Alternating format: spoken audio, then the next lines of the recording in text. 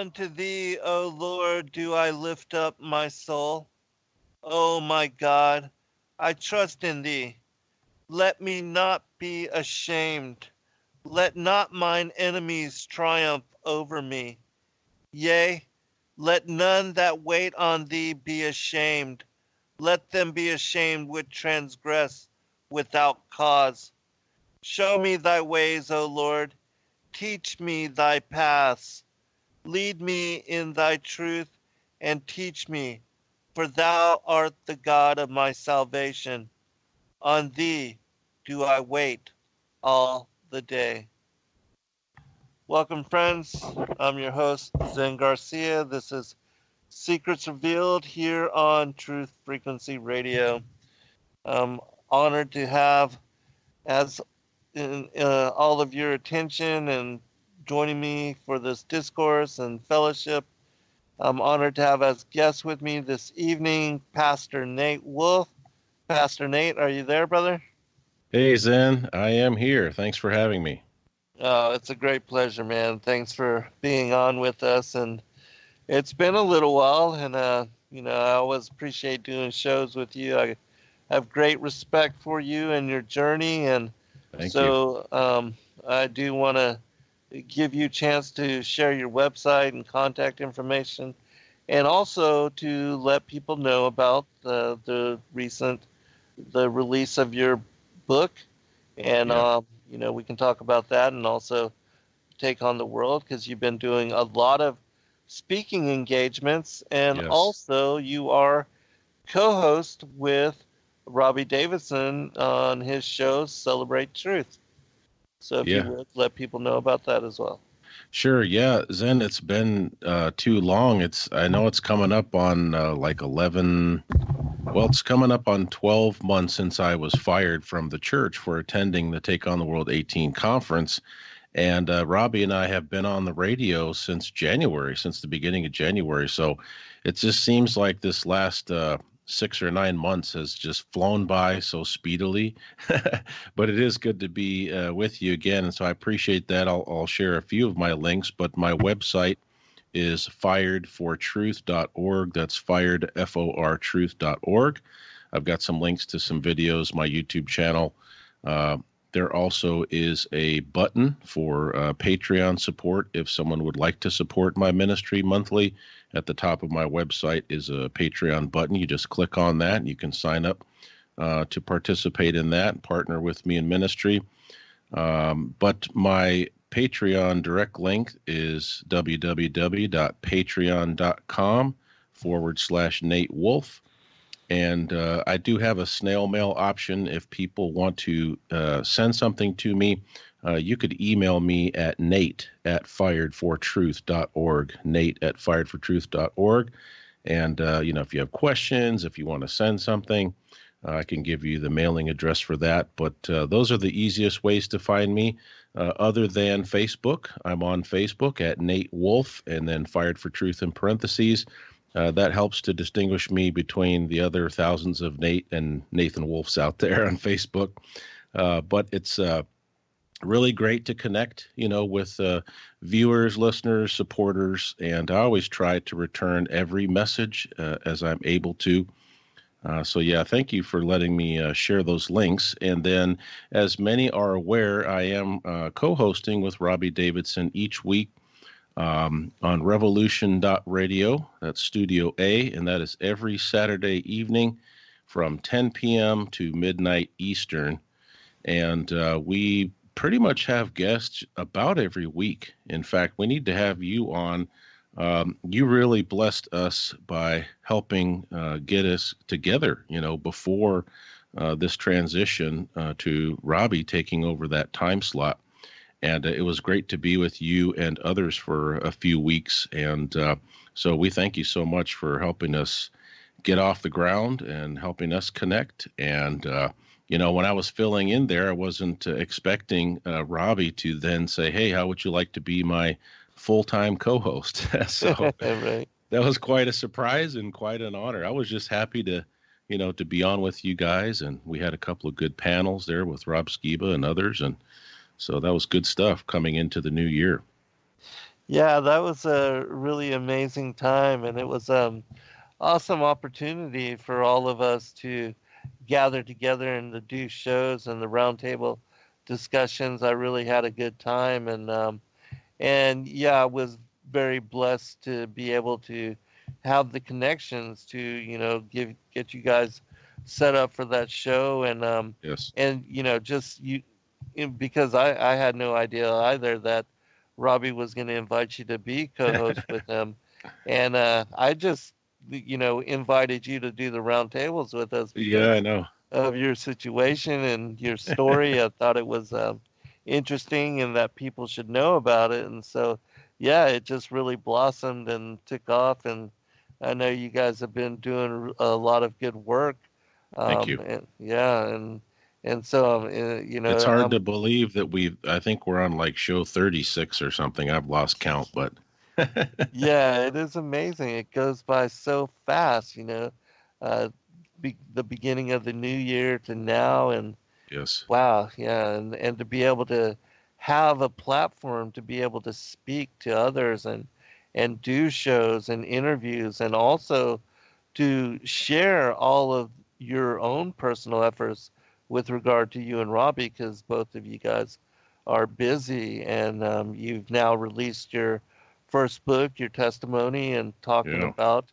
And so, for people that don't know your story, can you talk a little bit about that, and as well as your book, and Sure. maybe share kind of the chapters and what you Yeah, talk about and what you lead them through? definitely. So I'll give just a brief overview for those who haven't heard my story. Many are aware of what happened to me last year, but in about this, it was early spring. I can't remember the exact date, Zen, but it was like late March, early April of 2017. I had been studying for a lesson that I was going to give for a church north of me up in Michigan. I'm in Toledo, Ohio, and I was going to go up about 40 minutes north into Michigan and do a one-time lesson on the flood. And they had a summer series, and I thought it was just, the luck of the draw, as we would say. But looking back on it, I believe it was the providence of the Most High that I was selected for this topic. And so they emailed me and said, your topic will be the flood. And I was delighted because I thought, wow, that's an interesting topic. And I could have gotten other topics that weren't so fun and exciting, Hmm. but I studied for this topic, and I was several weeks ahead of schedule. So I decided, I'm going to go on YouTube and see if there's any good videos, presentations about the flood. And so I did that, and I watched a few, and they were pretty good, And all of a sudden, I noticed in the sidebar there for the recommendations, there was this interesting thumbnail for this video called "The Global Lie" by Celebrate Truth. And it's interesting, Zen, because the past few months before that time, I had really been thinking a lot about the deception and the lies that were in the world through Right. Satan, And so I had actually done some lessons about truth and deception and the influence and power of Satan, and how even folks in the church, had been duped by Satan.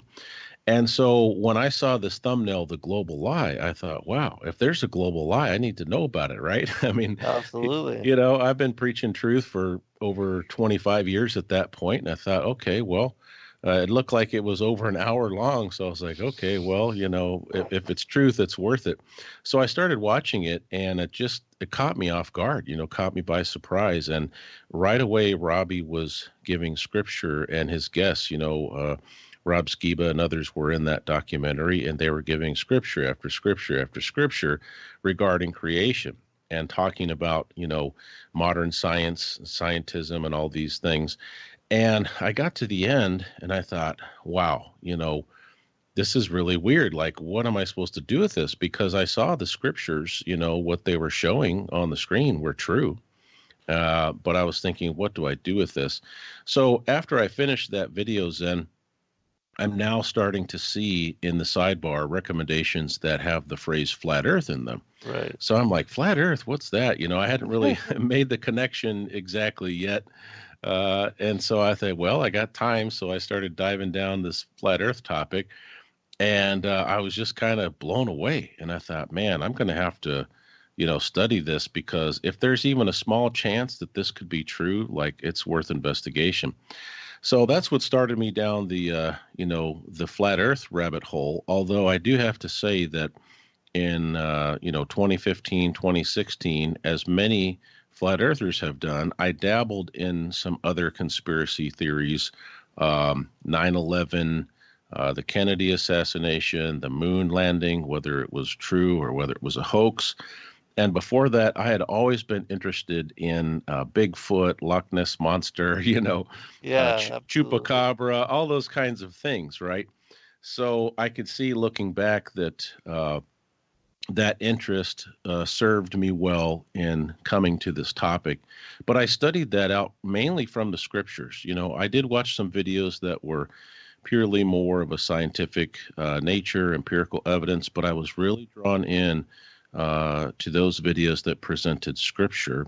And then I went back into my Bible after taking all of these notes, and I was just amazed at what I saw. And Genesis 1 really smacked me between the eyes, because I looked at Genesis 1 and I thought, man, what it says is not what modern atheistic science is telling us. And how did I miss this? How did I miss the fact that the sun and the moon and the stars were created on day 4, Right. and that dry land appeared, the earth was created on day 3, or at least the land. And so, elevated above the water, it blew me away. Yeah, it blew me away. And it wasn't very long after my wife kind of joined that discussion, and she came to the understanding of the true biblical creation probably even faster than I did. So where that left us then, in spring of 2017, we studied, we continued to study, we watched videos. I heard about the Flat Earth International Conference in 2017 in Raleigh, but we just didn't have the time or the money or the vacation to do it. So it's funny, I had actually purchased streaming access, and I was having problems with streaming, so I just never got to watch it. I had to watch the videos later. But in 2018, in the midsummer, my wife messaged me. So this is about a year, a little more than a year later. My wife messaged me and she says, hey, there's this conference in Ohio, this Truth Conference, and it's only, an hour and 10 minutes from us. So she says, we got to check this out. And it was the Take on the World 18 conference in Vermillion, Ohio. And I didn't know anything about the conference, but I had seen Chris and Liz Bailey, the organizers. I had seen them on their biblical health show on Now You See TV. So I had a good impression of them, their character. And so we said, let's go to this thing. So we made arrangements, and we went out there in August of 2018. Went to the conference. We were blown away, and my wife and I were sitting in the car Sunday night at the end of the conference. We were almost literally pulling out of there to drive home, and my wife says to me, she says, "What do we do with this information?" And I said, "I don't know." We both had a strong feeling that there was something that we needed to do. We needed to get off the couch and stop being consumers of information. And so we said, well, let's just pray about it. And so we prayed about it fervently, and we decided we'd take about 40 days just to pray, and not take any action, just to see if the Father had some type of leading. So my plans then, and you know how our plans go sometimes, right? Right. My plan, so this was August 22nd through the 24th, 2018. So we prayed that prayer on the 24th of August. And my plan was, hey, we've got a church leadership meeting coming up in early October. I'm just going to pray for a few weeks and maybe broach the subject of Genesis 1 in this meeting. And I wasn't going to mention flat earth or anything. I was just going to say, hey, would you be willing to take a look at some items here regarding creation? And I didn't get that far, because this was September 14th on a Friday morning. I got a text message that I was meeting with all the elders at the church building in an hour. And, the rest is history. But basically, I went in and they fired me on the spot for simply attending this conference, not having actually taught anything, not having posted anything on social media, sharing about flat Earth. And so it was quite a shock. And, that became the impetus eventually for the book. The book is a sharing of my truth journey, of course, leading up to Take on the World, coming into flat Earth and other subjects. And then it highlights what we experienced at the conference and the importance of that prayer. And then, of course, my firing and everything that's happened in ministry, what I like to call my renewed ministry since that time. However, the book actually starts at the very beginning of my life because I wanted to give people not just Nate became a truther and he got fired and now he's doing ministry in flat Earth. I wanted to people to get a sense for me as a person since I was born. What were my influences? Where did I live? How did I come into spiritual truth in Christ, way before flat Earth? How did I get into ministry? So the book really covers all of those items and hopefully gives folks a real clear picture of who Nate Wolf is as a person, not just as this guy that got fired, and showed up everywhere on social media. So. Well, that's great, man, because I think, that's necessary, and that you should be able to share the details of your life and your journey, how you even became a pastor, and that led you, to this journey of truth and the work that you're doing now. Because, you and I, we spoke even before we did shows together. Yes. And we talked about, and I told you that I felt like the Most High was opening doors for you to lead you into this work, and that at some point, this, this work and doing the radio shows and now writing books, that it's going to replace, as far as the endeavors and also as far as creating income for yourself, that those kind of avenues will open up for you, and that Yeah. God will lead you to bring forth your message in larger capacity. And certainly that has been the truth, and that you are very well known now by a lot of people. And even though this kind of thing, I'm sure, has happened to others, Yes. but yet you have been bold to stand for truth. And even with the, reading from Psalms 25 today, in standing for truth, a lot of people don't make that commitment. And even when they are cornered or they are forced in the manner that you were to, because they wanted you to go away quietly, Oh, yeah. to just fall back into the shadows and Yeah. just, and so for you to be bold in your stance and also to be outspoken. And now, because it's not just, about flat Earth, there's so many conspiracies and revelations and Mm. so much truth and discernment coming forward now, and you have a voice to sound the trumpet. And Yes. truly, um, that's something that not a lot of people are truly doing or prioritizing or having dedicated their life to. And as a pastor, I believe that, the Ezekiel 33 Watchman parable, that we have great responsibility. I mean, Yes. I'm not a pastor myself, but, in standing for truth and having committed myself to serving the Most High God, and you being a pastor and, having already dedicated your life in that manner, I mean, there's no better way than to do radio and to share with a listening audience the things that you are learning, the things that you are discovering, and also incorporating in your walk your journey to awakening. And so you're a leader, you're a guide for so many that will, even though they may not know it now, but they will one day look to you for answer. And Yeah. that's huge, brother. Yeah, it's been a very humbling experience and a powerful experience seeing what the Father has done because like you said, Zen, the elders when they called me into this meeting, the meeting lasted less than 10 minutes to my recollection. It was very quick and there was barely any discussion whatsoever other than they started the conversation and they said, we are firing you, and they put this piece of paper before me, that said you're fired effective immediately.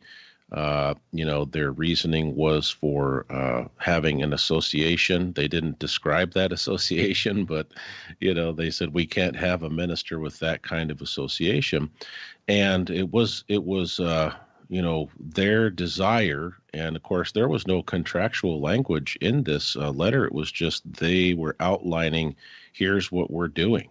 And then here's what we want you to do or not do.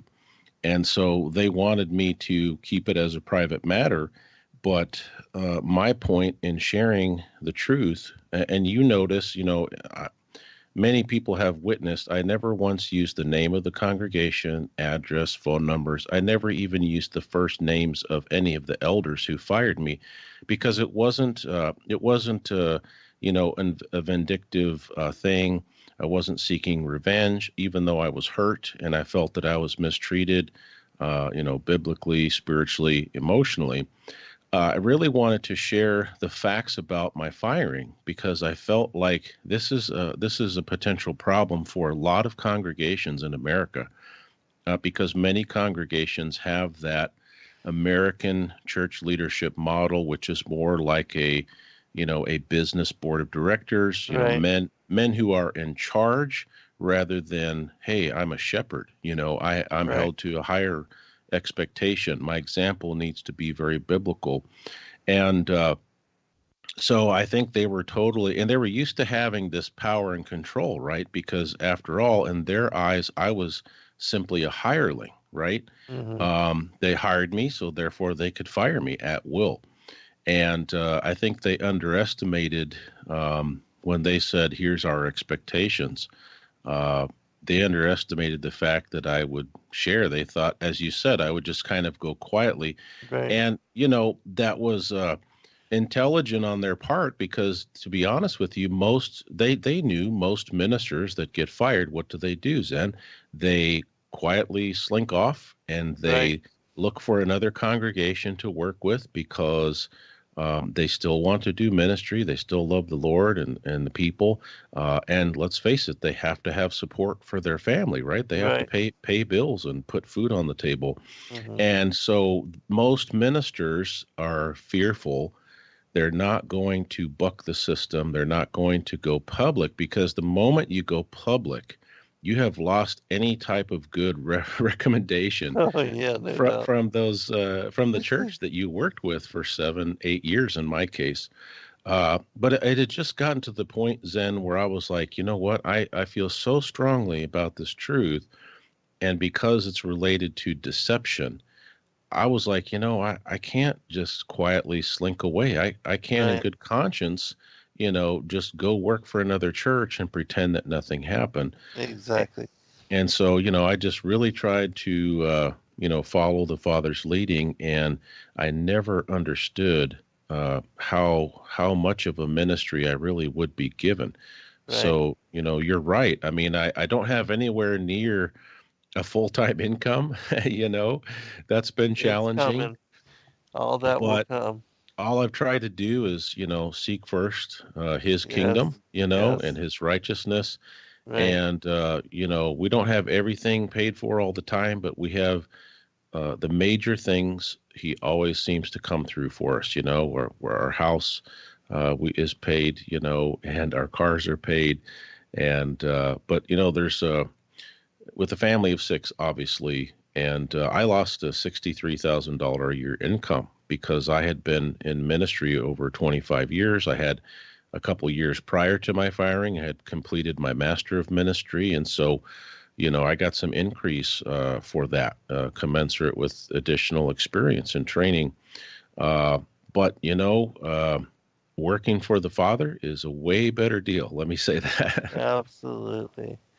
Absolutely, brother. I fully agree with you. And we'll cover this more when we come back from break. But, I completely honor you.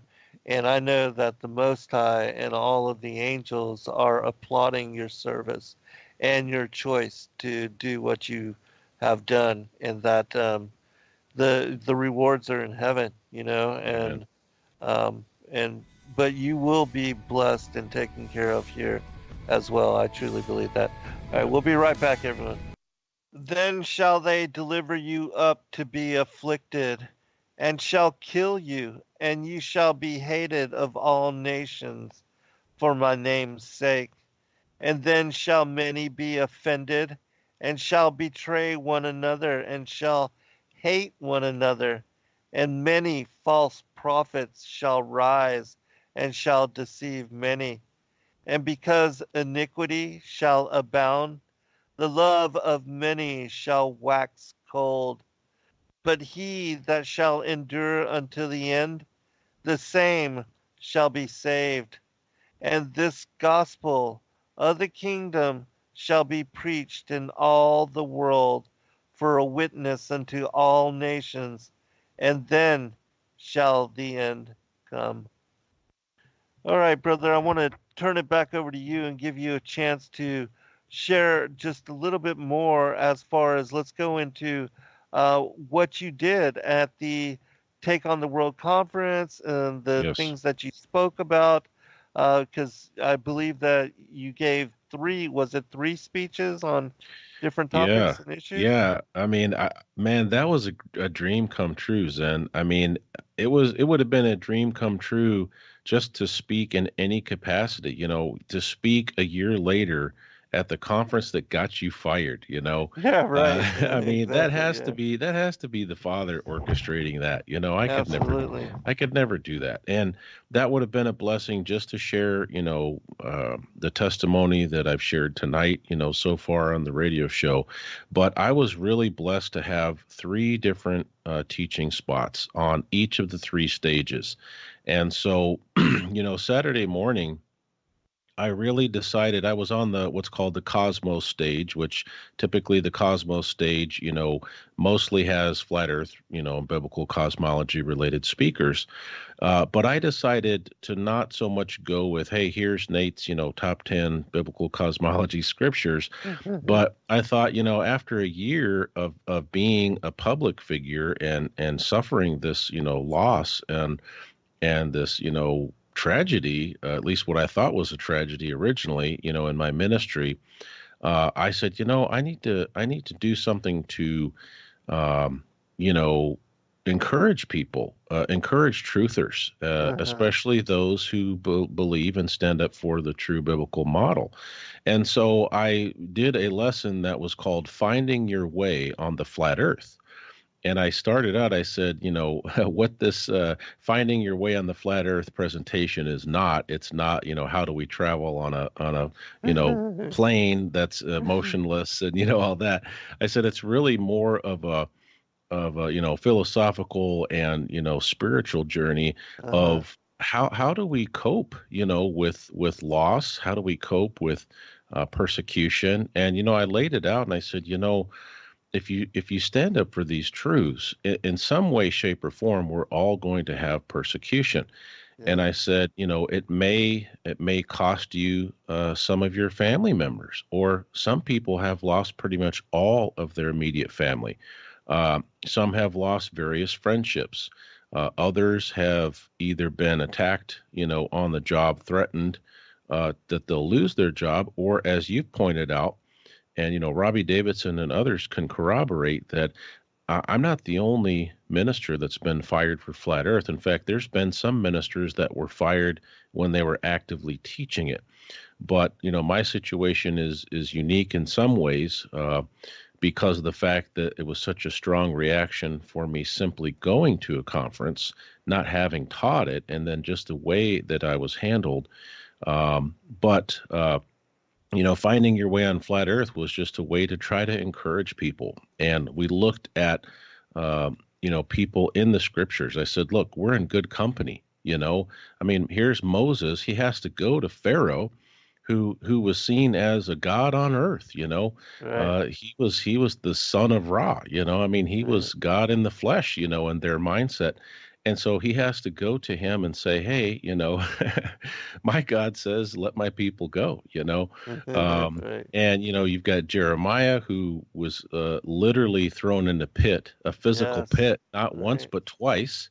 And yet the Father promised him, they will fight against you, but they will not prevail. They will Right. not kill you.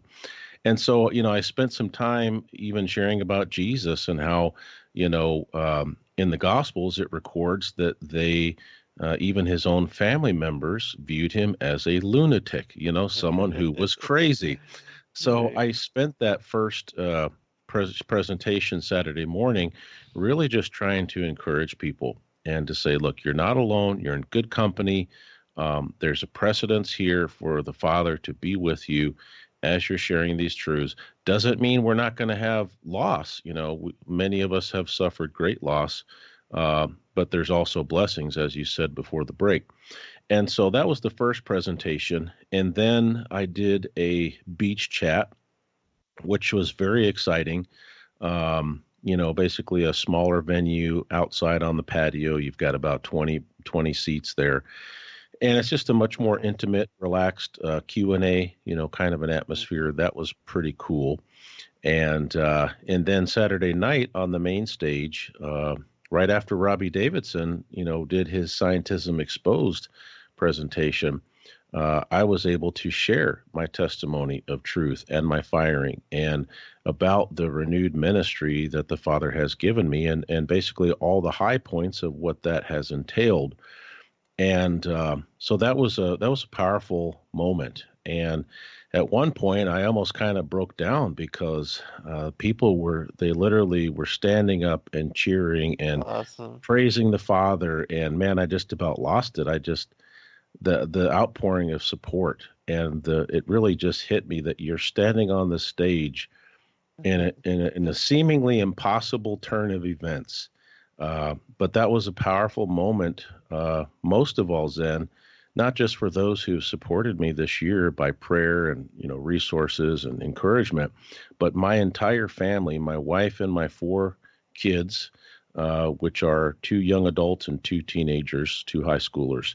They were all present for most of the weekend, but especially they were all present in the room, and they got to witness, their husband, their dad, after all of these challenges and setbacks and, difficult days. They got to see me present that testimony.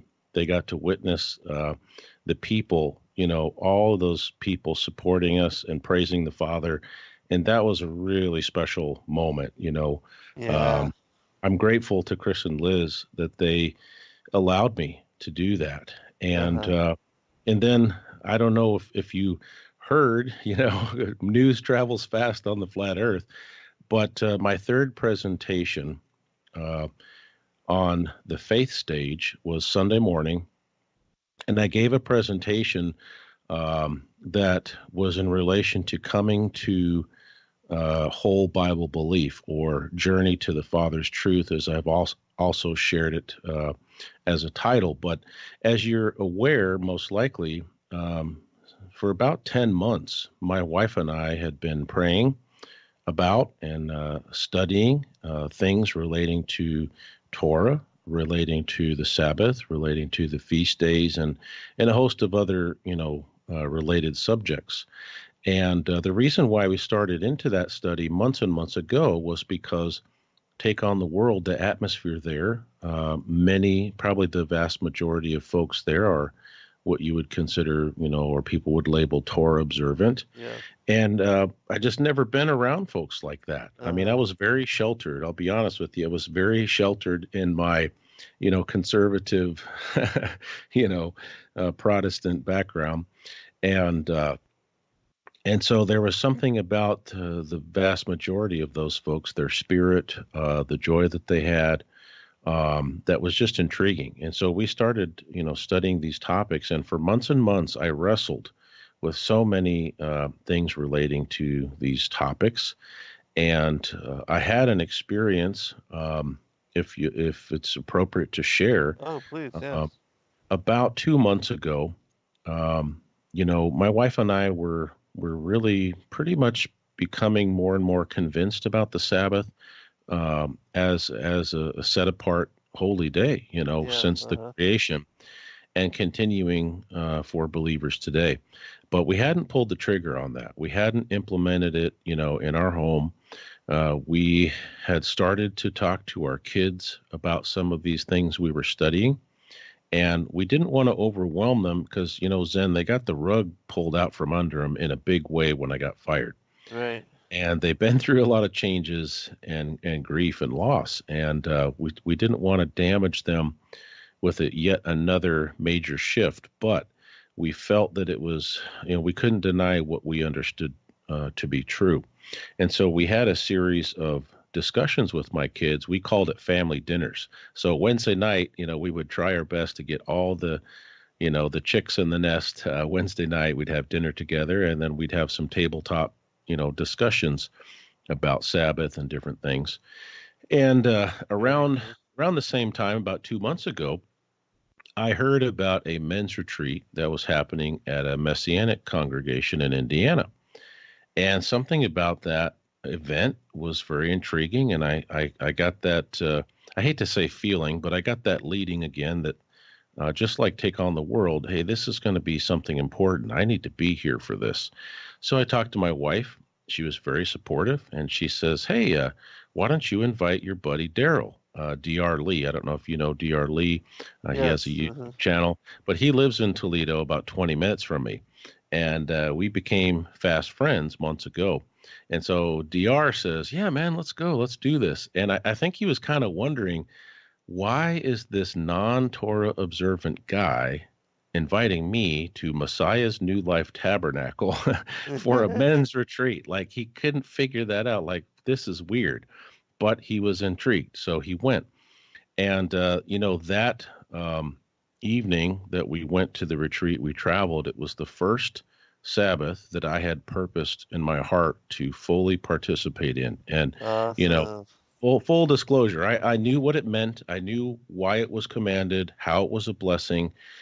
And I thought, I want to do this with my brother Daryl. So get this. I had a series of strong spiritual attacks that occurred during that first Shabbat that I had practiced and had been dialed into. And so we arrived, it was Friday night, just before sundown. We arrived at the Roadway Inn in this small town in Indiana. And I felt great. I had lots of energy. I couldn't wait for the next day. I really didn't know what to expect because before the men's retreat would start Saturday evening, they were going to do a Shabbat service during the day. And that was open to, women, children, all of that stuff as well. But I thought, I want to see what this is like. And so I went to bed, and I woke up in the middle of the night, and Zen, I felt really strange. I felt a heavy presence. I also felt like some sickness type of symptoms, like my face was flushed. I was sweating. I felt like almost instantly I had the flu or something, right? And I thought, this is weird. Like, I'm fine. Then I wake up out of a dead sleep, and I feel this way. And something wasn't right. So I looked at the clock, and wouldn't you know, it was exactly 3 a.m. on this digital clock. And I'm not superstitious, but I do understand about the supernatural and some potentials. And so I thought to myself right away, I said, whoa, wait a second. I'm not getting sick. This is a spiritual attack. Yeah. And so I was, kind of discombobulated because I was tired, but I just started praying. And I prayed for about 15, 20 minutes, and things started to lighten a little bit. I felt a little better. The heaviness started to dissipate, and I was really just focused on prayer. And thankfully so, because if things hadn't started to get better, I was about to go over at 3 a.m. and bang on DR's door and say, hey, brother, I need some backup here. Right. So, after that 20 minutes of intense prayer and feeling oppressed, spiritually, emotionally, physically, I was tired. And so I just thought, well, whatever that was is past. I'm going to go to sleep. I've only got 4 hours left until I need to be up and rolling for this Shabbat service. So I went to bed. I woke up the next morning. I felt fine. I felt just normal. And we went off. We did the Shabbat service, and it was just wonderful. It was beautiful. It was eye-opening. The speaker was really on point. It just was like he was speaking to me every lesson. This was PD, and I don't know, I don't want to butcher his last name, but it's like Vander Westhuizen. He's a Dutch origin, but he was from South Africa, and he was speaking a lot of truths that just were hitting me between the eyes. And so later that Sabbath, they had a break after some baptisms. And, when you go to a conference and you're going all day and you're listening to all kinds of amazing stuff, your brain gets tired. You're like, all right, I just need a little break. So Daryl and I we went back to the hotel to kind of change out our gear, maybe take a 10-minute, 15-minute power nap, and then go back to the congregation there and start this men's retreat. And this was about 5 or 5:30 in the afternoon on Saturday. I noticed when I came back to the hotel, I went over to turn on the air conditioner. There were several blood spots and stains on the curtains in front of the windows above the air conditioner. And this obviously struck me as strange. And, I used to be a police officer for a short while in Alaska. I did investigations. I know about blood splatter and evidence and collection and all this stuff. And I'm looking at this blood, and it looks very fresh. It has a very crimson-y color to it. If it was an older stain, it would have been brownish, dark brown. And Zen, I can't prove it, but as I look back on that moment, I came into that room Friday night before I had this first episode. And I go right over to the air conditioner because I'm a big, sweaty guy. First thing I do is I go into the room. They generally have that air conditioning turned off, and it's hot in that room. Yeah. And so I know I went over and cranked up that air, and there was no blood on those windows. Those curtains I would have noticed. But I noticed that blood Saturday afternoon, and I kind of got some chills. And I went over and grabbed DR, and I said, man, check this out. And he was like, whoa, taking pictures, taking video. He's like, what is going on? And one of the stains looked like a giant handprint or a face. Oh, and wow. That was really creepy. And I'll have to text you the images. But there was like 6 or 7 spots of blood. There was even blood on the little curtain rods that hung down. But the handprint or the face, whatever that was the creepiest part. And I thought, man, I don't know what's going on. I told DR, I said, well, let's go back to your room and change. I'm going to pray. And I was just reflecting on the day. I was praying. And then all of a sudden, I started to feel that heavy presence again. And it felt like a pressure on my shoulders pushing down on me. And the hair on the back of my neck was up, and all of a sudden I started to have some more physical symptoms. I had an intense, immediate asthma attack. It just hit me out of nowhere. It was like a switch was flipped. And I thought, man, okay, there's something about this room. I got to get out of this room.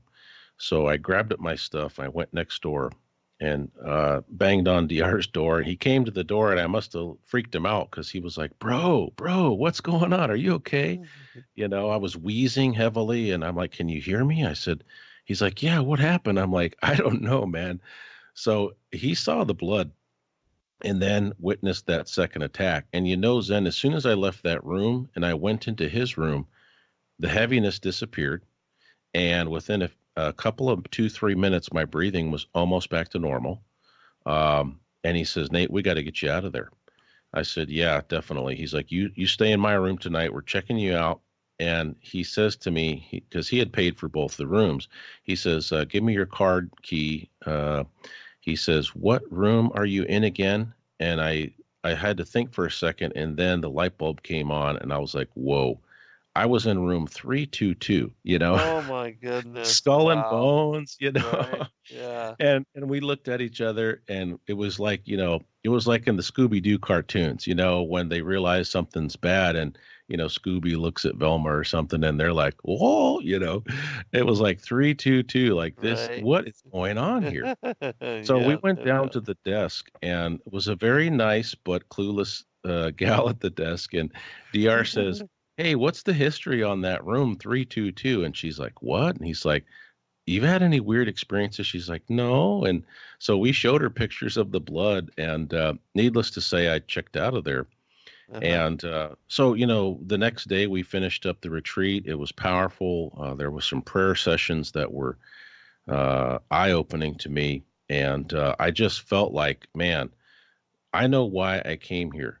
Certainly for the speakers and what they shared, the spiritual messages. But I came to realize then that it wasn't a coincidence that the first Shabbat that I purpose to keep, I have two strong attacks within that first Shabbat, and they were spiritual, but they also had a physical component. And I realized that there was a reason for me to be at this weekend event, and that Satan did not want me there. He was trying to scare me off. He was trying to get me sick so I would stay at the hotel or say, hey, Daryl, man, I got to go back to Toledo. But we pressed on, and the drive home, we just had a lot to talk about, as you could imagine. And so I came to another conclusion, was that I've been doing all this seeking, but I really felt in my heart already convicted of the Sabbath, convicted of other commandments and of aspects of the feasts. And so I said, man, what am I waiting for? And then immediately I thought of those who would attack me viciously as soon as the information came out. But you know what? The second confirmation was I was well aware of that and prepared for it, but I didn't have any fear about it. Yes. And that's when I knew this is truth, and I Right. need to obey it. I need to follow Yes. it. I need to teach it. And so there were many confirmations on that weekend, and that was really the subject of my Sunday morning Take on the World talk. Awesome. It's my journey to the Father's truth, and so I just shared that testimony with the folks there, and it was wonderful. It was powerful. That's great. When we return from this break, I want to go into kind of the details on that and what you and your wife studied and how you came to conviction, and also a little bit about, this men's gathering and the things that you heard and the things that just the kind of confirmation. And because I also myself, because I study all kinds of scripture, not just the Old Testament and Apocrypha, but I read all the extra biblical manuscripts and everything. And having done that, I also have come to the similar conclusion. And myself, I don't separate the Old or New Testament. And a lot of modern churches, Mm. they don't even print the Old Testament with the New Testament anymore. Yeah, Not only is the Apocrypha removed, but now it's just from Matthew to Revelation, yeah. everything else has been thrown out. They don't. If you're lucky, they'll give you a copy that has Psalms and Proverbs attached to it. Right, right. Yeah, exactly. Um, so yeah, and in my opinion, again, in wanting to know the fullness of the story, you have to start at the beginning, Yes. and go to the end. So otherwise, you're just watching the very end of the movie, and you have no idea Mm. as to how things got set up and how things led to even, the fact that Christ fulfilled the Father's feast.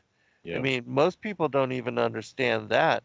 And it's so very important. Like when John said, behold the lamb that takes away the sins of the world. Most mainstream Christians have no idea the context of what he's talking about there, Yeah. and it's so very important, so critical. And the fact that Christ did fulfill the Levitical feast days, in my mind, shows that the Old and the New Testament and he and the Father are one, that you can't separate, even though he said, and we are, yes, under new covenant, but still he did not come to destroy the law, Yes. but to fulfill it. And so these are some of the things that we'll talk about when we come back for second hour. But Awesome. yeah, and yeah, I'm really glad that you and your wife took the time and see this is another part of your journey, to awakening and having the time to do this and to not have to bow down to the expectations or to limit yourself to the beliefs of the church, Yes. and supporting and towing the line of that institution. Now you serve God, you hold His truth, you stand for His truth, no matter the judgment and the condemnation that others lay upon you. So, Yeah, definitely. and that's more important than anything. All right, we'll be right back, everyone. All right, welcome back, everybody, for second hour. I'm your host, Zen Garcia. This is Secrets Field here on Truth Frequency Radio.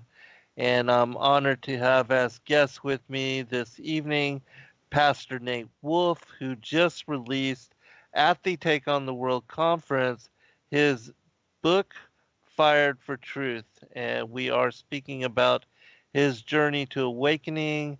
We will go into some of the biblical cosmology stuff very shortly, but we are talking about his coming to discernment on the importance of honoring Sabbath, which, being the fourth commandment, I think it's definitely something that the Most High expects us to at least acknowledge, and I believe that the reason why we were given a day of rest is to separate us from the mundane, from the carnal aspects of this world, from our regular roles in lives and careers and the jobs that we do to make money to support our families and to continue our existence here within the matrix, but that he wants us to at least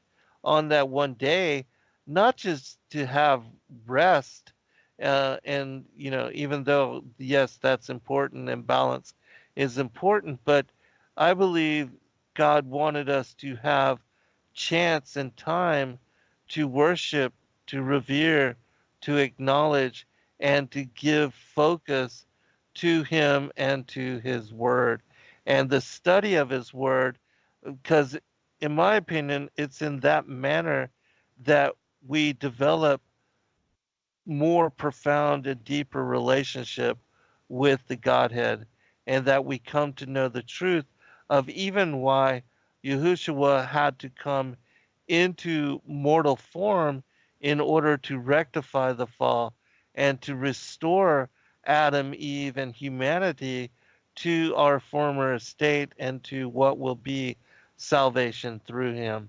And so, and if you don't understand that, you're missing out on the whole reason for our being here in this world and at this time. And that, eternity through him is the most important focus for why we are here and who we are and what all of this is truly about, in my opinion. And so, um, Amen.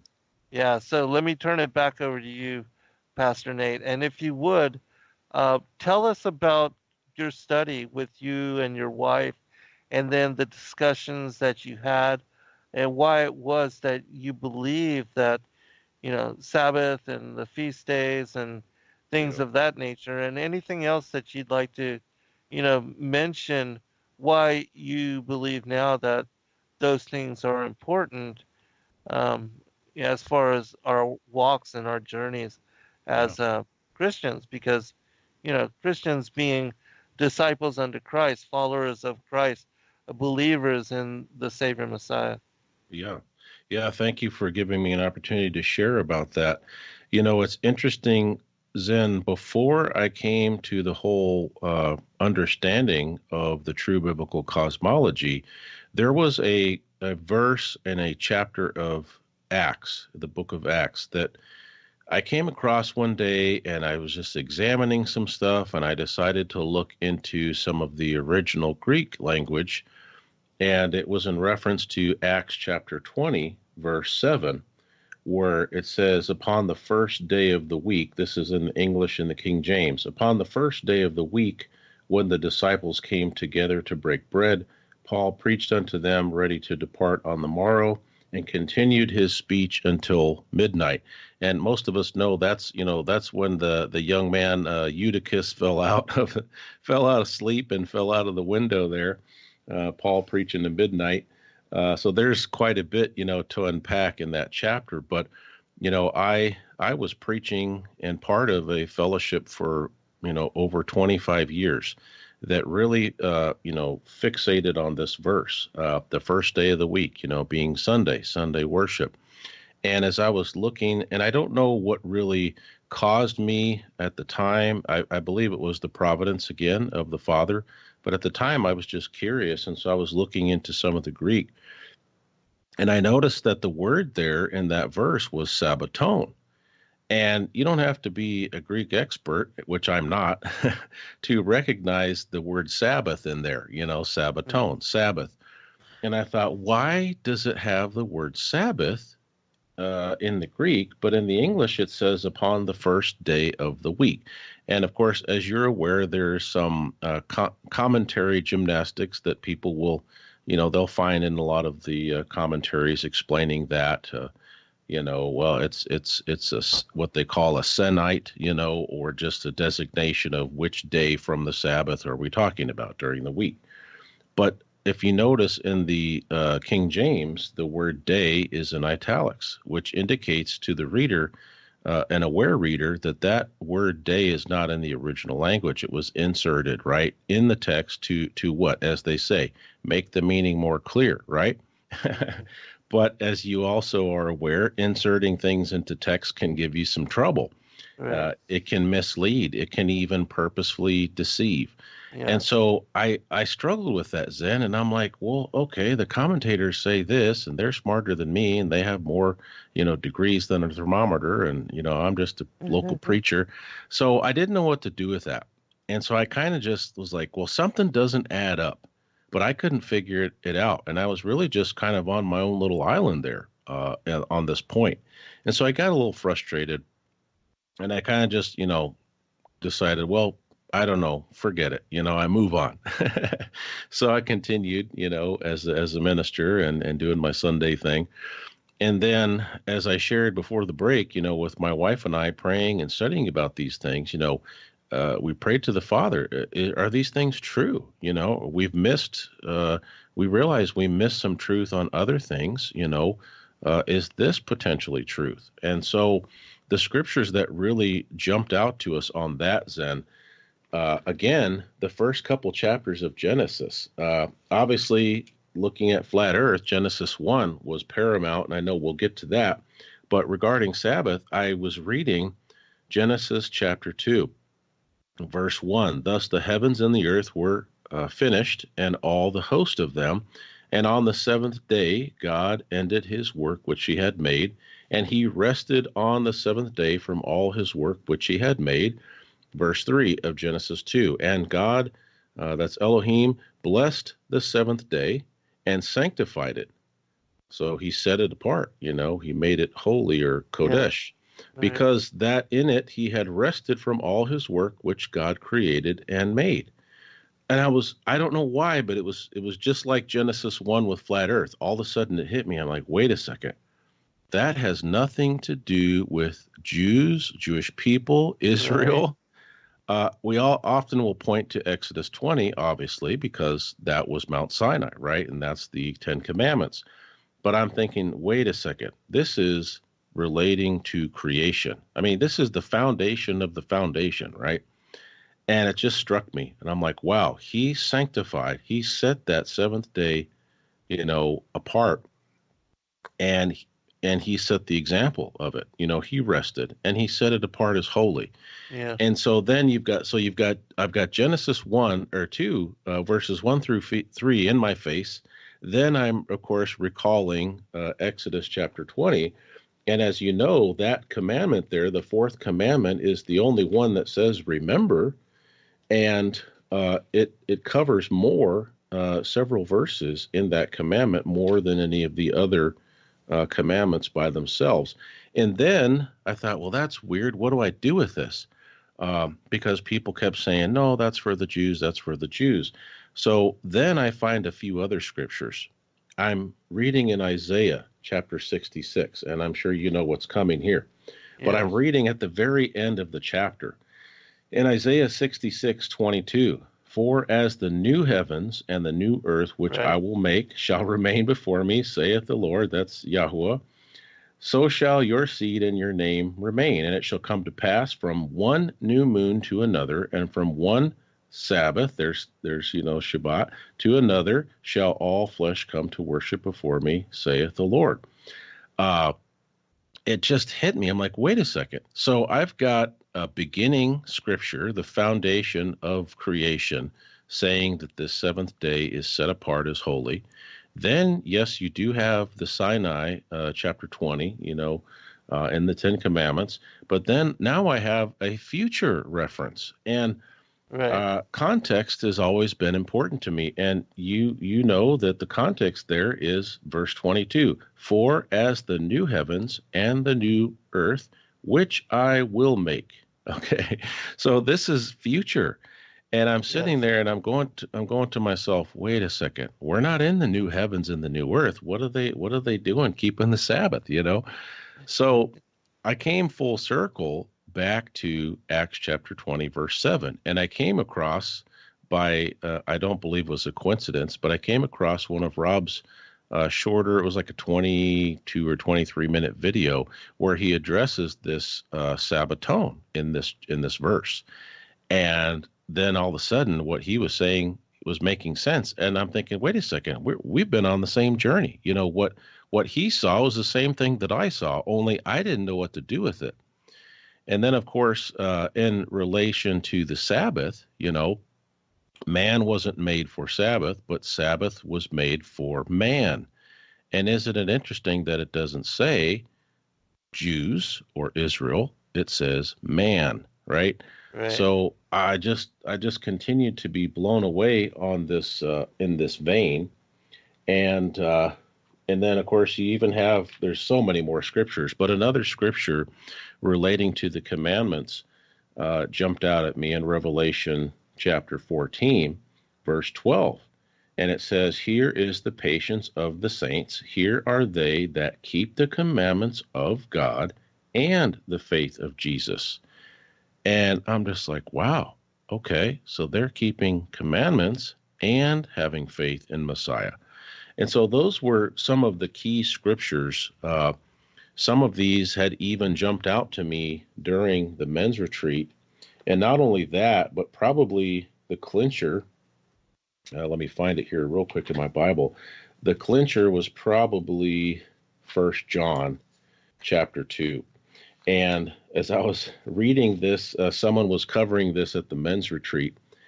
And I know I've read 1 John many, many times then, and I was reading here in chapter 2 of 1 John, and it says in verse 3, hereby we do know that we know him if we keep his commandments. He that saith, I know him, and keepeth not his commandments is a liar, and the truth is not in him. But whoso keepeth his word, in him verily is the love of God perfected. Hereby we know that we are in him. And then verse 6 was like a Mike Tyson uppercut, okay? Verse 6, he that saith he abideth in him. That was me. I mean, I was abiding in him, and I was preaching and teaching to others to abide in him. Ought himself also so to walk, even as he walked. And, for decades, How would I have answered that in a Bible class? I would have said, well, Jesus walked in love. He walked in compassion. End of story. We just need to be loving and compassionate. Well, that's true, right? I'm sure you'd agree with that. But there's a lot more to the story. Right. Yes. So I had to make a list. I made a list in my notes, I'm old school, handwritten notes at this men's retreat. And I'm like, how did Jesus walk? How did the Messiah walk? Yes, he walked in love. Yes, he walked in compassion, but he kept the Sabbath. He kept it holy, set apart. He kept the Father's commands, and he said, basically, the commandments that he gave, the words that he spoke, were simply the words that his Father had given him to speak. I mean, that was his ministry, was I'm here to do the Father's will. I'm here to Yes. speak the Father's words. Right. So And to man, fulfill his feast. yeah. So I'm going to take a breath and let you get a word in here, but you can see how excited I was about all of these scriptures. Oh yeah, and also I believe it's in the Book of Jubilees and also in the Legends of the Jews. It speaks about how Sabbath is celebrated in heaven, and Mm, that it was so even before the creation of humanity, that the angels also honor and celebrate Sabbath. So it's something that wow. God even has instituted in heaven and that the angels adhere to. And so, how much more for man that Yeah. we follow in, the paths and the institutions that he established for his holy angels. Yeah. And so, yeah. And even Well, like Passover, just one other thing, yeah. things like Passover and the feast days, that Passover was celebrated all the way back even to Adam, that the first time he worshiped the Most High God was on Passover. That when Cain and Abel brought their offerings Mm, to God, it was also on Passover. When when Noah, left out of the ark and reestablished the altar, which happened to be the altar that Adam had created, and that Noah fixed it after the flood, and this was also the same altar that Abraham had offered Isaac in sacrifice. That was also on Passover, and that it represented what God would do for us later in yes. allowing His Son to be the Passover lamb, which again John said, "Behold the Lamb that takes away Yes. the sins of the world." And so all of these things, like when you read in the ancient manuscripts, and I've done shows on this and covered in great detail, that the feasts are also connected to, like for instance, it was on the first of Tishri that Adam was removed from paradise. And then after the first Sabbath and his first Sabbath here that we had, that leads to the Day of Atonement. And I believe, in my opinion, that Yahushua was born on the first of Tishri, Yom Teruah, and it was because he came to fulfill and to save Yes. Adam and all of us. And, what better day for him to come into the world than on the exact day that Adam was removed, banished, and exiled to this earth and cast out of paradise.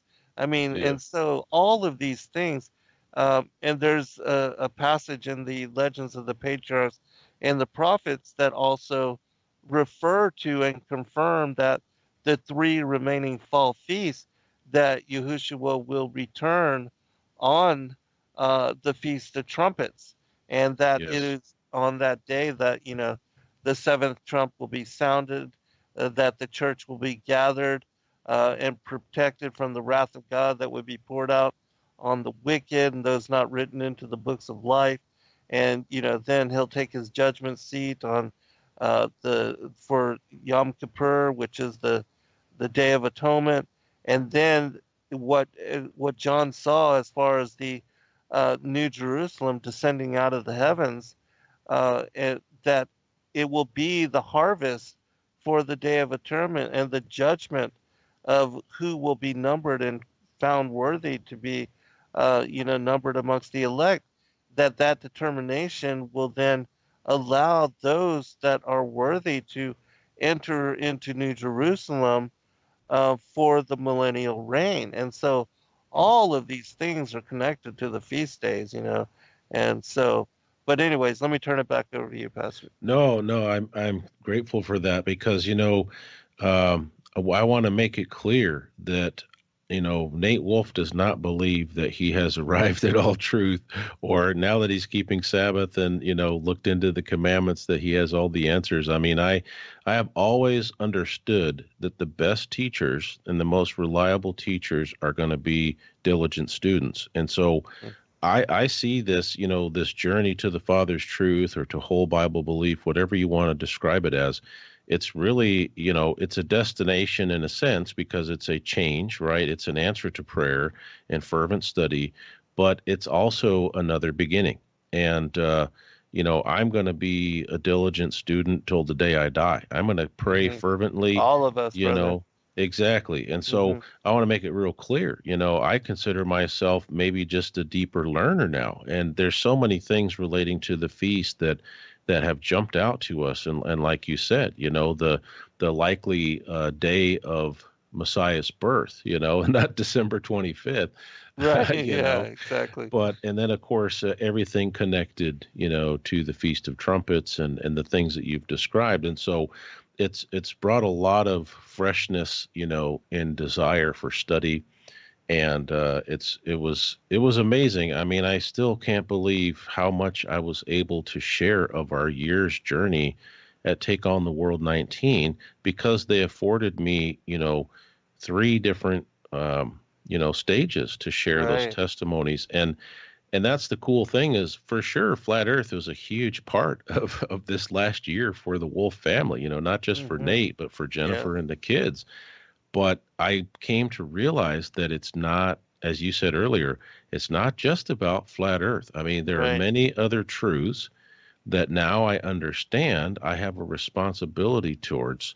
And then ministry, I left a church. I was fired from a church of close to 200. And I know that I did good there. I know there was fruit, every week there was a lot of fruit that came out of that. So I'm not, going to throw the baby out with the bathwater like some people would, but I recognize that my influence was relatively small. It was basically within those 4 walls, a few outreach things, throughout the year, but most of it was a fishbowl mentality. And my biggest responsibilities were to the members, right? And so once I was fired and people heard of my story and my testimony, and I basically was given various platforms to speak out on, now I've got literally tens of thousands of people who know about my situation and have seen, what has transpired over this last year. Right. As Chris Bailey says, yeah, you got fired for truth, but you were also hired for truth, Right. It's just a lot different than what you ever would have imagined. And so, I'm doing a lot of ministry almost daily. I mean, I have emails, I have Facebook Messenger conversations, I have, text messaging and phone calls. And I know there's going to come a time where I'm not going to be able to get to everything, all the time. But right now I'm working hard to try to, engage with every person that reaches out to me, at least in a small way.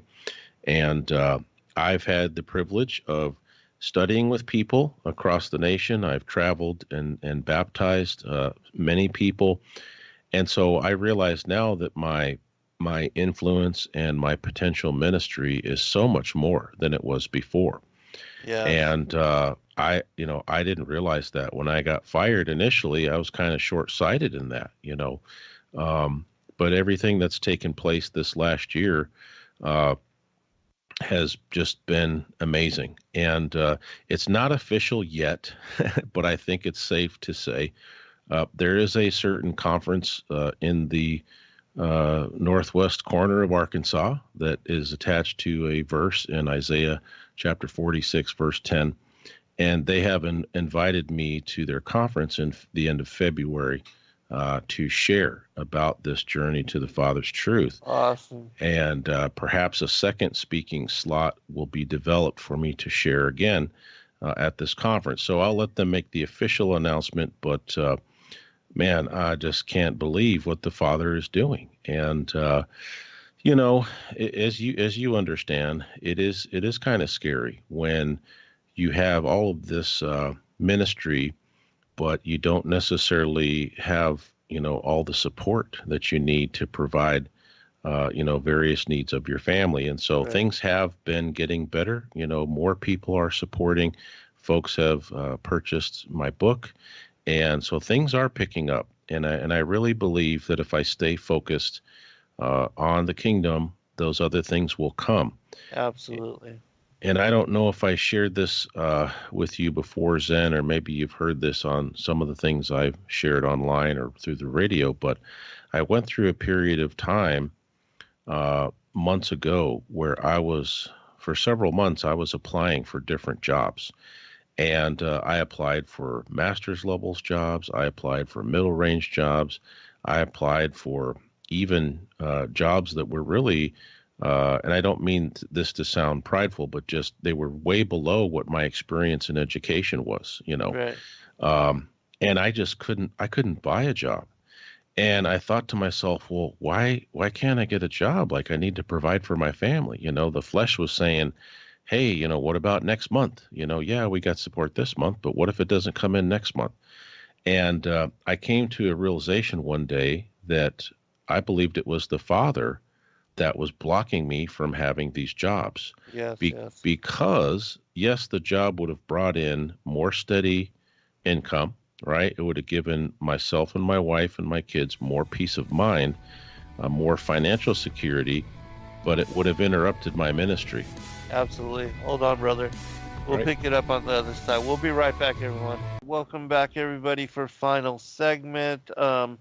Pastor Nate, I wanted to share this with you. I posted this in the chat room, and all the listeners, which there's quite a number, thank you for what you are doing and for standing up for truth. And they appreciate, you know, all of what you have had to contend with. And what I said is that Pastor Nate Wolf is joining me this evening to discuss his journey to awakening and how the Most High God has utilized him for greater purpose than he even expected for his ministry. And so with that, I want to turn it back over to you and give you a chance to finish what you were saying. Yeah. And, you know, continue on, because... No, thank you. Thank you so much for sharing that. And thank you to everybody listening and those in the chat. Yeah, you know, I was so excited about being on air with you. I forgot all about the chat, so my apologies. But I really wanted to make sure that I was very focused in sharing with you. And I don't multitask very well. A lot of times when I'm listening it can be a distraction. Yeah, a lot of times when I'll tune in, you know, to various shows on TFR, sometimes I will jump in the chat, but at that point I'm just a keyboard warrior, so I don't have to focus on, you know, commercial breaks and trying to share. So thank you so much, you know, for prefacing that, and for those in the chat, I really appreciate it, all of the support. But yeah, you know, I never understood how broad of a scope this would be. And, you know, I've had this question asked to me, Zen, many, many times, you know, well, why don't you start a flat earth church? You know, why didn't you, you know, you got fired, but why didn't you immediately start some truther congregation? And if that's the Father's will, you better believe Nate Wolf will be starting some type of a congregation. But I just haven't felt that to this point. Right. It's always been, and it still is in the back of my mind, a distinct possibility. I do pray about it occasionally. I know others have, you know, engaged me on that topic. One of my Facebook friends, you know, David, he was in the chat earlier, the premiere that Robbie and I had of our radio show with Mark Sargent. And he was bugging me in the chat saying, "Hey, Nate, when are you going to start a Flat Earth Church, man?" You know, and here's my response to that. That may happen. If it does, it'll be directed and instigated by the Father. Yes. You know, and I'll do everything in my power and ability to make that happen if that's His will. So pray for me in that, because I don't want to miss something important. But as you've stated already, I believe at least this first year since my firing, that not only did the Father raise me up to speak out on these truths and give me these wonderful opportunities through radio and social media and YouTube, even as challenging sometimes and as frustrating as YouTube is, as you're well aware, it still is an avenue that I've been blessed to use. And Yes. with that, not just the speaking, but as I said, I really felt like He called me to be a minister, right, to those in the truth community. And so I've been so busy in between all of these other things, you know, creating content, traveling, speaking, doing meetups, going to conferences. In between all of those things, I have done a lot of one-on-one ministry. I've had the opportunity to encourage people. I've been able to offer, you know, counsel, spiritual counsel, occasionally. And I feel like if I had started a congregation right after I got fired, although that would be wonderful and there could be some fruit from that, I know how involved that would be. I know what it's like to help lead a congregation, and I know the time constraints with that and the responsibilities. And I also know that as soon as you start talking about having any kind of facility right outside of a home, you're starting to incur expense. And Right. one of the big things, and I'm not knocking churches, so please don't misunderstand me, folks, but one of the big things that always bothered me was that the major expense, next to, you know, whichever full-time ministry staff were being compensated for their work, the major expense of any church is typically the building and the continued use of those facilities, the Right. repairs, maintenance, you know, replacing carpets, replacing pews, replacing sound systems, you know, technology. And it really bothered me about that. And I thought, man, what a large percentage is going just for a building. Exactly. And I know good things happen in a building, Right. fellowship and Right. preaching of the word and celebrations. So I'm not knocking that. I'm just saying I haven't felt led to go out and get into debt to have a building. You know what I'm saying? Yes. Exactly. Since I was fired, my family had started our home congregation. Initially, it was just our 6 family members. We needed a safe place to where we could worship in clear conscience without fear of somebody kicking us out of our home, you know, or firing us. Right. And since the time that we've begun to keep Sabbath, we have traveled to different Shabbat, you know, fellowships. And it may be in the future that I end up deciding to do something specifically with a Shabbat fellowship. So, you know, those things I believe are still being prayed about, explored. But honestly, I had someone offer me money. Okay. Within the first few weeks of when I got fired, I had somebody in Michigan said, "Hey, I can take an early retirement right now and I can get a lump sum of cash and I'll give you $15,000 to go start a church." And as tempting as that was, I thought it just didn't feel like it was spirit led, right? I'm not saying his desire wasn't spirit filled. I'm just saying, Right. okay, why do I want to take this $15,000 and go start a congregation when I didn't have any leading from the Father on that? Right. Uh, and also, you know, if it had been confirmed by several other sources, then perhaps I would have really taken a serious look at that. But at the time, it was this one man, you know, who had a plan, and then there was hundreds of people bugging me on social media, but it really didn't feel like it was the Father saying, "Yes, Nate, you need to get moving on this. What are you waiting Right. for?" You know? Right. So, so anyway, I'm still open to those things.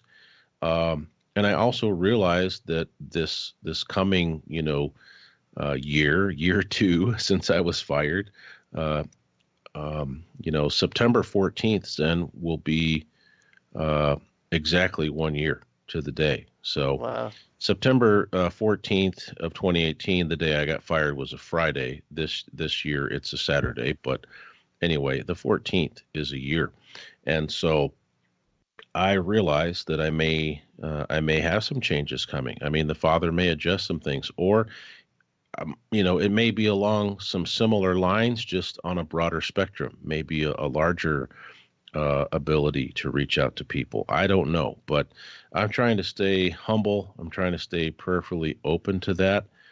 And if having some type of a congregation, in the future is needed, uh, I'll follow that if that's where I feel He's taking me. But at this time, man, I've got so much ministry that I'm doing. Uh, I'm full time busy. I may not have a full time income yet, but Yes. I'm full Right. time busy. And Exactly. and back to what I shared with you about, why I didn't get these jobs. It wasn't for lack of trying. When I first came to the realization that maybe the Father is not allowing these doors to open for me, uh, I said, okay, well, I gotta put some kind of fleece or something out there, right?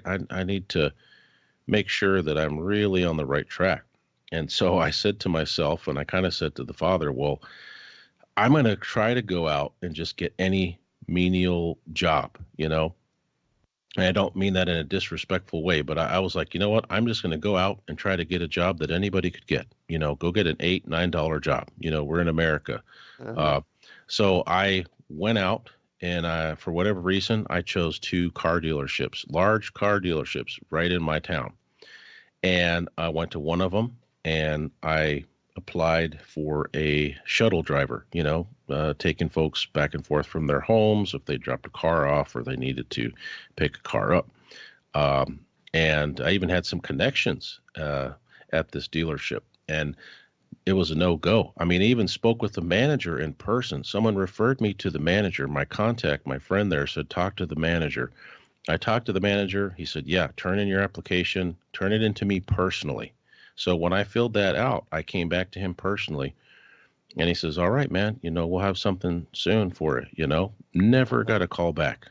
I went across the street to another car dealership and applied, for similar types of jobs, man, just anything you got. And oh yeah, our hiring manager's not in today, but fill this application out, and on Monday he'll give you a call. Guess what? No call came in. So I was frustrated, but at the same time, I thought, okay, you put this, you put this test out there to see if you would continue to get blocked, and I couldn't get a job that most other people could have gotten. And so that's not to say that in the future, the needs of my family might not require me to have a job, but I just felt like I didn't want to be fighting against the Father, right? I mean, Right.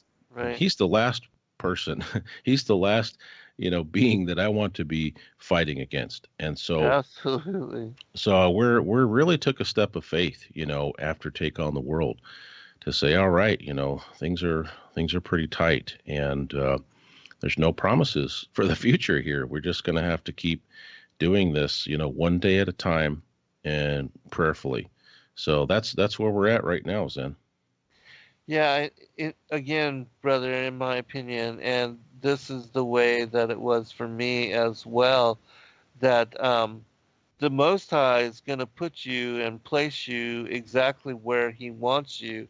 And I believe that what you are seeing now, with even over the course of this year, is that you have had an opportunity to establish a ministry that is far larger than even most pastors and preachers that are church bound, brick and Yes. mortars, Yes. and that you have a testimony which has gone out into the world and that is being shared and is being noticed by many. And again, you are standing for truth in a way that most of them are not able to because of their affiliations, because Yes. of their uh, being locked down to congregations and to peoples and to boards and administrators. Yes. And that is liberating. And so, Amen. again, in my opinion, God is using you in a way that even right now, you, even though you can't see the light at the end of the tunnel, he's preparing you for bigger things than, um, and even, I mean, with you being able to speak and to deliver those speeches at Take Yeah. on the World in the manner that you did, and for your family to see the impact that you are making on people's lives and bringing them to the truth in a way that, most of these pastors and preachers, they don't even understand truth. They're not even reading the entirety of the Bible. And Yes. here you have time to do your research and to be led in discernment, the Holy Spirit filling you and guiding you in so much truth. I mean, those guys are never even going to reach that level.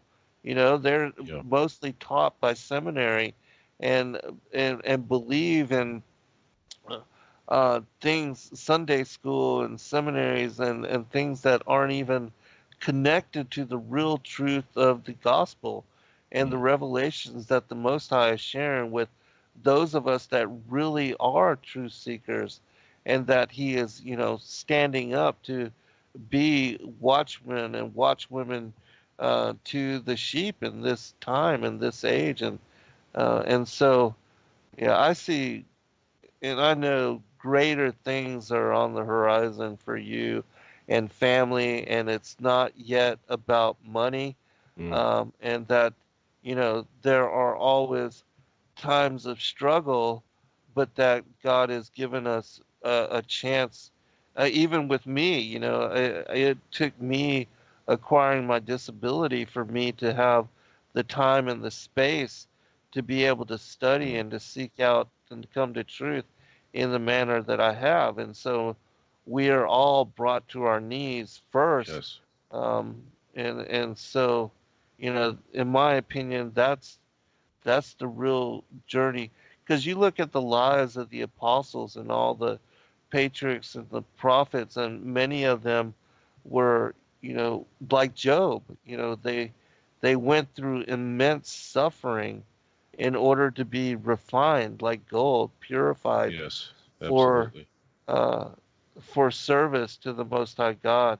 And so, yeah, I Oh, think I thank you for that encouragement. I need that reminder because I'll be honest with you, man. As you know, you go to conferences and you have a chance to speak and share testimony, and you've got, hundreds of people that are encouraging you, and some people just stop me in the middle of the hall and say, "Hey, can we pray for you?" And you have all of that. And then after, after the conference is over, you still have your encouragers, but I'm saying like there's this big, almost like this letdown, right? You're kind of like, oh, and when you're busy and you're active and you have, ministry, it keeps you positive. It keeps you moving forward. It keeps your focus off of the bills that aren't paid and focused on the right. work that you need to be about. And I'll be honest with you, I had a couple of days earlier this week where it was just like it was eerily silent, like there wasn't anything, And I was like, man, it was almost like, you're in a sailboat and the wind stops. And for 2 days, you're just kind of Right, out there on the calm, wondering, right, okay, what does this mean? Uh, there was really no ministry other than a few little text messages and planning for, the end of this week, such as this radio show. And for a couple of days, I was kind of getting a little bit discouraged. Like, man, I had all this encouragement and all this momentum. 2 days, haven't sold a book, haven't had any donations. Nobody's asked for my help. It's like, what does this mean? You start to feel negative. You start to feel discouraged. Like, oh man, maybe this thing isn't going to keep going. And and then today has just been a jam-packed day. I have spent, Zen, this by the end of your show, I will have spent 6 hours on in interviews and on the radio and on YouTube. in live stuff. So, I mean, I've had all kinds of wonderful interactions. I've been able to share testimony on a couple of different platforms. So today has just been a huge boost of encouragement. And I thank you for reminding me uh, about that, how blessed I am to be in Yeah. this situation and that I just need to keep trusting and the Father Yes. will take care of everything. Exactly. Yes. And again, you are being groomed for greater purpose than we can yet understand right now. Mm. And so, um, yeah, Hallelujah. just trust, brother. And things are already working and falling into place and being, you know, being set up for you to be able to do the work that you are now. And Yeah. again, in greater capacity than most of those pastors and preachers and people that are, dedicated to buildings and having to spend all that time and effort in supporting buildings and, Mm. those that support them and keeping, because you're not under, the limitations of any of that. Yes. Now you can define and establish yourself in your ministry in a way and shape it according fully to your walk with the Most High God and Yeah. to His guidance and His direction for your will and that of your life and Yeah. that of And you and your family. And so, yeah, the that's flexibility is amazing. I mean, if I need to travel to a different state tomorrow, I could do that. yes, As long exactly as I right. arrange things with the family, I'm not dropping the ball on family, but I can jump in my car and travel to a meetup. I can go and baptize somebody who says, "Hey, Nate, I want you to baptize me." Right. Uh, there is a lot of freedom in that, and I also want to thank you, for Sacred Word, picking me up as an author, and it's exciting, uh, to be, featured on your webpage there, and had my first book order come in just a few days ago through Sacred Awesome. Word Publishing. So that was Great. exciting. And that was an international order. And Yes, praise so God. it's amazing how many international orders have come in for this book. I have a good handful of them, certainly from the U.S. as well. But lately, several orders have come in from the UK and one even from the Netherlands. And Wonderful. this person has reached out and shared that they followed my story for a whole year, and I never knew that person existed. So Exactly. yeah, I greatly appreciate the connection and the support that you guys have given me for months. Well, we're honored to support you, brother. That's what we're all here to do, to encourage and empower one another. And so, yeah, that will only grow and it will continue. I mean, I've been an author for a very long time, and my books do sell all over the world, and that same thing will happen to you. So keep writing books and even put out DVDs, of your speeches at these Yes, different conferences, and you create inventory to share the message and yes, to bless others. And in that way, they will also bless you. And so it's a amen. win-win all the way around. And again, you're not being guided or limited by men or others, but only by God.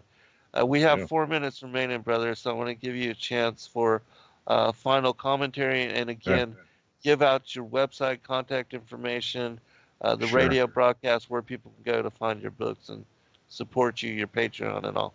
Sure. Thank you very much. So my website is FiredforTRUTH.org. And on that website is some information, some links to videos and whatnot. But also, if someone wants to prayerfully consider becoming a monthly patron, there is a patron button on the top of my webpage at FiredforTRUTH.org. They can just click on that button. It brings them right to the site. And they could sign up with whatever monthly donation for support they want to make. Also, at the bottom of the website is a donate now button that's linked through PayPal, so you can do a one-time donation or donations throughout the year if you choose to do so. There's also a contact form which pushes to my nate@firedfortruth.org email. So there's a lot that you can access on the website there. My direct link for Patreon is www.patreon.com/Nate Wolf. And my direct link for PayPal is www.paypal.me/Nate Wolf. And if you prefer snail mail, email me at nate@firedfortruth.org, and I will get you my P.O. Box information. And, of course, as we mentioned, Robbie and I are on the radio, revolution.radio. That's every Saturday, 10 p.m. Eastern to midnight.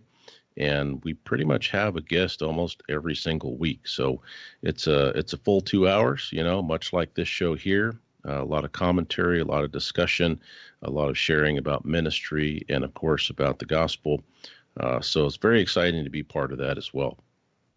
And also, you can find Pastor Nate's book at www.sacredwordpublishing.com. And also, I'm sure you have it available at Fired for Truth. That's correct, right, Pastor Nate? Well, I'm working on getting that on the website. Folks can just email me if they want to just work with me direct, nate@firedfortruth.org. I can get them the PayPal link. It is also, however, up on lulu.com, LULU.com, which you're very familiar with, Zen. Yes. I do have a page there, and people can go and order. They can choose their shipping, especially for international orders. That's a really good option. But again, very excited to be with Sacred Word as well, and look forward to, making all kinds of connections through Sacred Word Publishing. Absolutely. I would encourage people to contact Pastor Nate and to request autograph copies. And I'm sure that, for donation over the price of the book, that Pastor Nate would be, welcome to personalize his books for people that want to give them as gifts or share them with others. And I think it would be a great resource to do so. We appreciate you, brother, so very much, and look forward to further discourse, further discussion with you. Yeah, thank you so much, Zen, for having me on. It's exciting. It's great to be with you, and the support is just really appreciated.